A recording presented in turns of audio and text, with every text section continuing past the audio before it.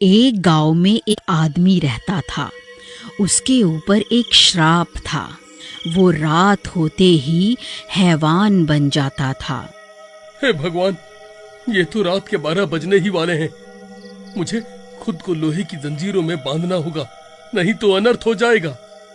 फिर रात के 12 बजते ही वह हैवान में बदलने लगता है। उसके दांत लंबे हो जाते हैं और आंखें खून की तरह लाल हो जाती हैं। वह खुद को जंजीरों से छुड़वाने की कोशिश करता है, लेकिन जंजीरें लोहे की होने की वजह से वह खुद को छुड़वा नहीं पाता। वहीं साथ वाले कमरे में उसकी माँ और बाबा सो रहे होते हैं।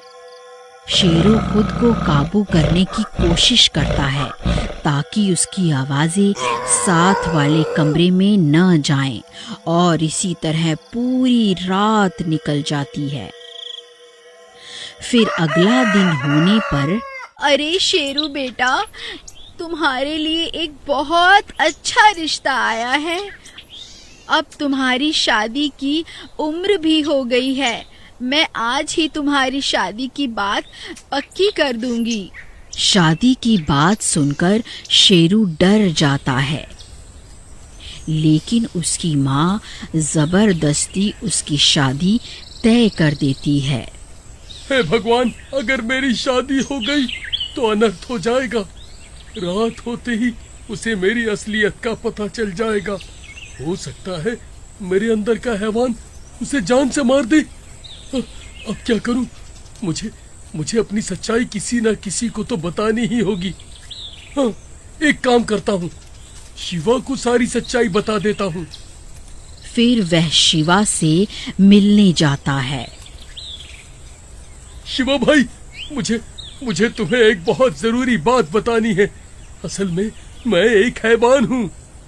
और भाई, मैं अमिताभ बच्चन हूँ। अरे भाई, क्या हो गया? कोई नशा वशा तो नहीं कर रखा ना भाई सुबह सुबह? मुझे पहले से ही पता था तू मेरी बात का यकीन नहीं करेगा। भाई, मैं सच बोल रहा हूँ। मैं कोई आम इंसान नहीं हूँ भाई, मैं एक हैवान हूँ। मुझ पर किसी भूत का साया है। मैं रात के 12 बजते ही हैवान में बदल जाता हूँ। भाई, मुझे तो लगता है तू पागल हो गया है। पता नहीं कैसी अजीब अजीब सी बातें कर रहा है। ठीक है, तुझे मेरी बात का यकीन नहीं है ना, तो आज रात को 12 बजे मेरे घर आ जाइयो, तुझे सब पता चल जाएगा। फिर इतना बोलकर शेरू वहां से चला जाता है। फिर रात के 12 बजने ही वाले होते हैं। फिर शेरू रोज की तरह जल्दी से खुद को लोहे की जंजीरों से बांध लेता है। फिर 12 बजते ही वह आधा हैवान बन जाता है और गुर्राने लगता है। ऐ शेरू, तू ये सही नहीं कर रहा है। तू रोज 12 बजते ही खुद को इन लोहे की जंजीरों में जकड़ देता है और मैं यहीं कैद होके रह जाता हूँ। लेकिन ये याद रख, जिस दिन मैं आजाद हो गया उस दिन ऐसा आतंक मचाऊंगा कि पूरा गांव याद रखेगा।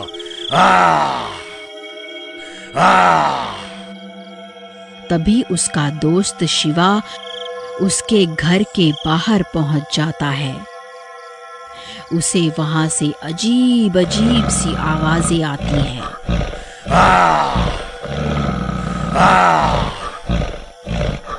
फिर वह खिड़की से झांक कर देखता है और उसकी आंखें फटी की फटी रह जाती हैं। सामने शेरू बैठा हुआ होता है। वह आधा हैवान बना होता है। अरे मर गए रे, ये तो सच में हैवान बन गया। अरे भाई शेरू, तुम ठीक तो हो ना? तभी उस हैवान की नजर शिवा पर पड़ती है। उसे देखकर वह हैवान तड़प उठता है। अरे अंदर आना, वहाँ बाहर क्यों खड़ा है? जरा मेरे पास तो आ।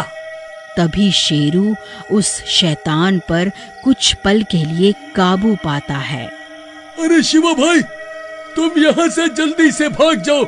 मैं ज्यादा देर तक इस हैवान को काबू नहीं कर सकता। कहाँ जाता है? रुक, इधर आ, नहीं तो मैं तेरा पीछा करूंगा। तू मुझसे नहीं बच पाएगा। अरे मर गए रे! अरे भागो रे भागो, अपनी जान बचा के भागो। ये तो सच में हैवान निकला। अरे भागो रे, ये मैं कहाँ फंस गया रे। फिर अगला दिन होने पर शेरू अपने दोस्त से मिलने उसके घर जाता है। अरे भाई शिवा, तुम कहाँ हो? अरे मर गया रे, ये हैवान तो मेरे घर तक पहुंच गया। अब क्या करूं, कहाँ छुपूं? अरे भाई डरो नहीं, वह हैवान सिर्फ रात होने पर ही मुझ पे काबू कर सकता है। अभी इस वक्त तो मैं तुम्हारा दोस्त शेरू ही हूँ। तुम्हें मुझसे डरने की जरूरत नहीं है भाई। अरे भाई शेरू, तुम तो बहुत पहुंची हुई चीज निकले भाई। मुझे तो लगा था तुम मजाक कर रहे हो। शिवा भाई मेरी मदद करो, कल मेरी शादी है। अगर मेरी शादी हो गई तो अनर्थ हो जाएगा। भाई तुम तो पहली रात को ही अपनी बीवी को कच्चा खा जाओगे। तुम पागल तो नहीं हो गए जो शादी के सपने देख रहे हो? भाई भाई माँ ने जबरदस्ती मेरी शादी तय कर दी है। अब मैं कुछ नहीं कर पा रहा हूँ। फिर अगले दिन शेरू की शादी हो जाती है और वह चाह के भी कुछ नहीं कर पाता। शिवा भाई, अब मैं क्या करूं? अब तो मेरी शादी भी हो गई। आज रात को तो अनर्थ होने वाला है भाई। मेरी मदद करो भाई, मैं क्या करूं? भाई मैं कल जंगल गया था तांत्रिक से मदद मांगने। मैंने उन्हें तुम्हारे बारे में सब कुछ बताया। उन्होंने ये गोली दी है, तुम 12 बजने से पहले ये खा लेना, इससे तुम हैवान नहीं बनोगे। ठीक है भाई, मैं रात होने से पहले ही ये गोली खा लूंगा। लेकिन भाई अगर इसने अपना असर नहीं दिखाया तो क्या होगा? तो फिर अनर्थ हो जाएगा भाई। एक काम करता हूँ, अपना एक हाथ जंजीर से बांध लेता हूँ। अगर इस गोली ने अपना असर नहीं दिखाया तो ये हैवान आजाद नहीं हो पाएगा। फिर शेरू अपने एक हाथ को जंजीर से बांध लेता है और पलंग पर बैठ जाता है। फिर उसकी पत्नी कमरे में आती है और उसके पास आकर बैठ जाती है। शेरू बहुत घबरा जाता है और बार बार घड़ी की तरफ देखने लगता है। अजी क्या हुआ? आपके पसीने क्यों छूट रहे हैं? आप ठीक तो है ना? हाँ हाँ, मैं ठीक हूँ, बस थोड़ी सी थकावट हो गई है, बाकी सब ठीक है। लेकिन आप बार बार उस घड़ी की तरफ क्यों देख रहे हैं जी? आपको किसी के आने का इंतजार है क्या जी? नहीं नहीं, भला इतनी रात गए, मुझे किसका इंतजार होगा? फिर सुमन उसका हाथ पकड़ लेती है। शेरू घबरा जाता है। देखो भगवान, तुम थोड़ा दूर होकर बैठ जाओ ना। हाँ? अजी क्यों? मैं आपकी पत्नी हूँ, भला मैं दूर होकर क्यों बैठूं जी? तभी घड़ी में 12 बज जाते हैं। हे गोली, अपना असर दिखा दे। हे गोली, अपना असर दिखा दे। अजी ये क्या गोली गोली लगा रखी है जी?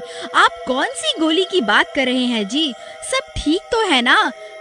तभी शेरू हैवान बनने लगता है। अरे शिवा, तेरा नाश मिटे। ये कौन सी गोली देकर गया था? इसका तो कोई असर नहीं हो रहा। सुमन, तुम जल्दी यहाँ से भाग जाओ। अजी क्या हुआ? सुमन, तुम भाग जाओ वरना अनर्थ हो जाएगा। तभी शेरू हैवान बन जाता है।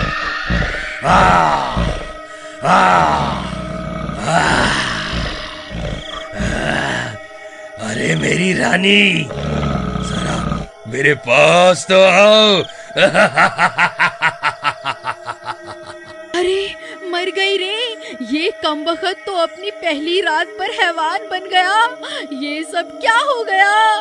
ये मैंने किससे शादी कर ली? हे भगवान, अब क्या करूं, कहाँ जाऊं? अरे नास मिटे, मेरे से दूर हट जा।